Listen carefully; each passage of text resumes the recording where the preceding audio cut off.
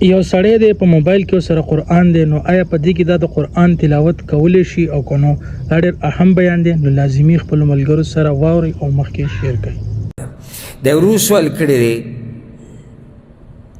وی که زه چېرته قرآن کریم په موبایل کې ویم یا په یادو یې ویم او د مصحف نه یې ونه ویم، نو دې سره اجر کمیږي؟ الجواب دې کې ښایسته جواب دا دی. ګوره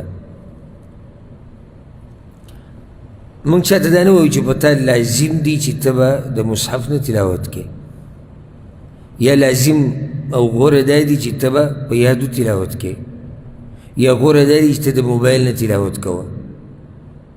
نو بیا جواب څه دی؟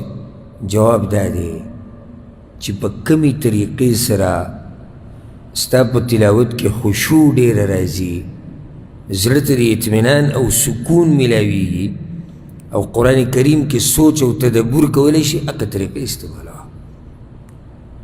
مقصد د قرآن تلاوت او په دې کې سوچ دی. صرف تلاوت بغیر سوچ نه دی، تلاوت سره د سوچه. کتاب انزلناه الیک مبارک لیدبروا آیاته، دا قرآن الله نازل کړی دی دپاره دی چې دې په دې ایتونو کې دې سوچ وکړی شي. افلا یتدبرون القرآن ام علی قلوب اقفالها، الله وایي دا خلک ولې په دې قرآن کې سوچ نه کوي؟ ولې دوی په زړونو باندې ټالې لګېدلي دي. مقصد قرآن کې تدبر او سوچ کول دي. که چېرته په یادو قرآن ویل په دې کې د ده یعنې سوچ او تدبر ډېري، زړه کې خشوع راشي، زړه ته سکون میلاویږي، بیا دا غوره ده.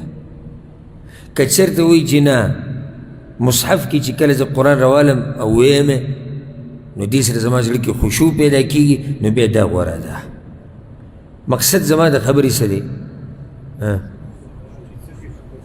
چې کمې طریقې سره ستا په زړه کې خشوع راځي او قرآن کې سوچ او فکر کې، هغه طریقې استعمالوه. نو اوس د دې نه دا مسله راووته، یو سړی دی موبایل کې ورسره قرآن دی او د موبایل نه وایي او زړه کې ښه برابر خشوع راځي او ښه تدبر او سوچ پکې کوي، دې سره اجر خو نه کمیږي. مقصد او دار و مدار ټول په دې باندې دی. ګوره دار و مدار هغه په دې خبره دی چې ستا زړه کې خشوع راشي او ته د دې قرآن نه فایده والې، که هغه ته په یاد وې، که هغه ته مصحف نه وې، او که هغه ته د موبایل نه وې، خو چې ته د قرآن نه فایده واخلې. بعض خلک دا تپوسونه ډېر کوي، زموږ سره موبایل کې قرآن دی، نو آیا دې کې چې زه تلاوت کوم که نه مصحف کې تلاوت کوم، کم یو به غوره او اجر یو شان دی؟ تلاوت کوه چې زړه ته دې فایده ورسي، د قرآن باندې پوه شي. که د موبایل نه یې تلاوت وکړو هم الله اجر درکوي، که مصحف کې دې تلاوت وکړو هم الله اجر درکوي، او که په یاد یې درته تلاوت کې هم الله اجر درکوي. والله اعلم.